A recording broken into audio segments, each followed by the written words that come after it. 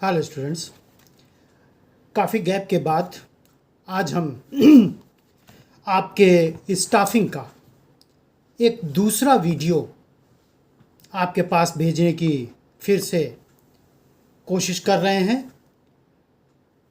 इस वीडियो को भी देखने के बाद आपको स्टाफिंग चैप्टर जो हमने बहुत पहले एक्सप्लेन किया था और सबका वीडियो मैंने आपके व्हाट्सएप पर उस पर यूट्यूब पर भेज दिया है, आपको बहुत अच्छे ढंग से केस स्टडी के बेस पर अगर इस तरह का कोई केस आपके सामने आता है एग्ज़ाम में या कहीं पर भी, तो आप उसको बहुत आसानी से सॉल्व कर पाएंगे। फिर उसी तरह जैसा हमने बार बार कहा है, बहुत ही सरल शब्दों में सबसे पहले हम इंग्लिश में फिर हिंदी में समझने की कोशिश करेंगे, क्योंकि अगर केस समझ में आ गया तो कंफर्म है उत्तर देने में हमको आपको कोई दिक्कत नहीं होगी। तो चलिए सबसे पहले एक केस लेते हैं। केस क्या है? Mister Anup Singh is supervisor of Sheetal company private limited. The company management decided to promote mister Singh as production manager. After analyzing his hard work and better performance, due to this, the post of supervisor is going to vacant. No one can be transferred or promoted to this post. Suggest the source of recruitment to management for filling up the post. State any 3 advantages of using suggested source of recruitment. तो ये एक बहुत छोटा सा case है। अब इसी case को हम और आप हिंदी वर्जन भी समझ लेते हैं। मिस्टर अनूप सिंह एक प्राइवेट कंपनी है, शीतल कंपनी। उस कंपनी में मिस्टर अनूप सिंह एक सुपरवाइजर के पद पर हैं। मैनेजमेंट ने उनको प्रमोट करने के लिए अपना मन बनाया है कि उनको प्रमोट करके हम उनको कंपनी का प्रोडक्शन मैनेजर बनाएंगे। इसके लिए उन्होंने कंपनी मैनेजमेंट ने मिस्टर मनोज सिंह के पूरे वर्क को एनालाइज किया, उनके परफॉर्मेंस को एनालाइज किया और उन्होंने मैनेजमेंट ने ये पाया कि वाकई मिस्टर अनूप सिंह एक कैपेबल पर्सन है। इनको हम एज अ प्रोडक्शन मैनेजर अपने कंपनी का बना करके जिम्मेदारी दे सकते हैं। लेकिन एक समस्या आई है कि अनूप सिंह जब ये प्रमोशन पा जाएंगे तो सुपरवाइजर की पोस्ट खाली होगी, क्योंकि अब सुपरवाइजर से मिस्टर सिंह अब बन जाएंगे प्रोडक्शन मैनेजर। दूसरी एक समस्या और आई है कि कोई भी व्यक्ति सुपरवाइजर पर ट्रांसफर नहीं हुआ है, न किसी का नीचे से प्रमोशन करके सुपरवाइजर बनाया गया है। मैनेजमेंट हमसे आपसे चाहते हैं कि आप सजेस्ट करिए कि सुपरवाइजर की पोस्ट जो मिस्टर अनूप सिंह के कारण वेकेंट हो रही है, उस पर रिक्रूटमेंट का सोर्स क्या होगा, और जो हम आप सोर्स उनको बता रहे हैं उन्होंने ये भी हमसे आपसे जानना चाहा है कि इसके क्या एडवांटेजेस होंगे। तो ये तो हमारे आपके केस को अच्छे ढंग से समझ में आ गया। अब चलते हैं इसका आंसर देने के लिए। आंसर है कि management can use external sources of recruitment. External sources की बात हम आप कर रहे हैं और मैनेजमेंट को सजेशन दे रहे हैं, जैसा कि मैनेजमेंट ने हमसे आपसे पूछा है। अब हमको आपको सिर्फ सजेशन ही नहीं देना है कि इंटरनल है कि एक्सटर्नल है, जो भी हम आप उनको सजेशन दे रहे हैं उसका एडवांटेज भी आपको उनको बताना है और तर्क सहित बताना है। तो आपने उनको सजेस्ट किया है कि आप सुपरवाइजर की पोस्ट जो मिस्टर अनूप सिंह के प्रमोशन के कारण खाली हो रही है, एक्सटर्नल सोर्सेस से आप सुपरवाइजर को अपने कंपनी में अपॉइंट कर सकते हैं। उसके लिए हमको आपको तर्क भी देना पड़ेगा क्यों हम आपसे जो उनको सजेस्ट कर रहे हैं। पहला, क्योंकि जब एक्सटर्नल सोर्सेस से वो करेंगे तो 3 चूंकि उन्होंने मांगा है तो 2-3 हम लोग दे देते हैं। पहला, क्वालिफाइड पर्सनल मिल जाएंगे। दूसरा, वाइड चॉइस मैनेजमेंट के पास रहेगी। तीसरा, फ्रेश टैलेंट उनको मिल जाएगा। चलिए एक और दे देते हैं, हालांकि बहुत ढेर सारे हैं। और कॉम्पिटिटिव स्पिरिट एमंग एम्प्लॉइज होगी।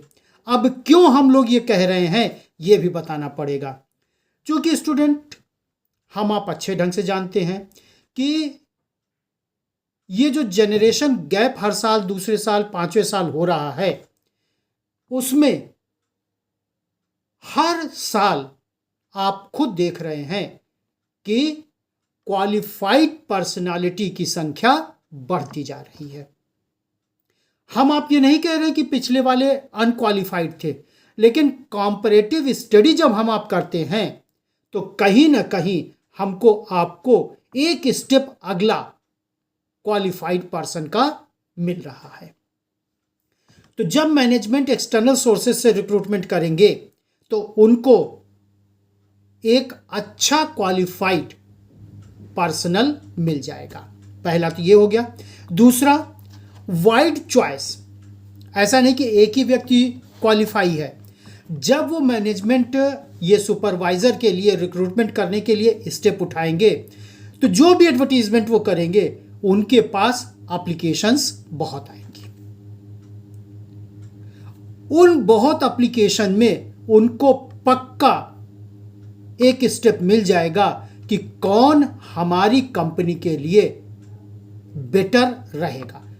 अच्छे तो सब हैं, क्योंकि सबके पास अच्छी क्वालिफिकेशन है, अच्छा टैलेंट है।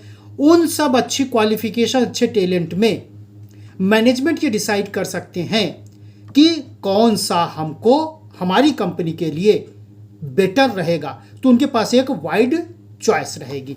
तीसरा है आपका फ्रेश टैलेंट। जैसे मैंने अभी आपको बताया कि एकदम नए तरीके की टैलेंट के रूप में एप्लीकेंट आपके पास आएंगे। एक से एक अच्छे टैलेंटेड व्यक्ति आएंगे। आप लोग को खुद ही देख रहे हैं कि जब भी कोई वैकेंसी निकलती है कहीं पर भी, तो एक से एक टैलेंटेड पर्सन्स के एप्लीकेशन वहाँ पर ऑर्गेनाइजेशन में पहुँचते हैं। उन टैलेंट्स में हमको, आपको यानी मैनेजमेंट को क्या उचित रहेगा ये वो खोज सकते हैं। इन 3 के अलावा एक और मैंने आपको बताया, कॉम्पिटिटिव स्पिरिट एमंग एम्प्लॉइज। जब मैनेजमेंट एक्सटर्नल सोर्स से अपॉइंट करेंगे, रिक्रूट करेंगे, तो कंफर्म जो एग्जिस्टिंग एम्प्लॉइज हैं ऑर्गेनाइजेशन के, उनके अंदर एक भावना जरूर आएगी कंपटीशन की। क्यों? क्योंकि उनको भी, चूंकि मैनेजमेंट को एक फ्रेश टैलेंट मिल रहा है, क्वालिफाइड पर्सनालिटी मिल रही है, उनको भी अब मैनेजमेंट को शो करना पड़ेगा कि हमारे अंदर भी एक अच्छे टैलेंट्स हैं।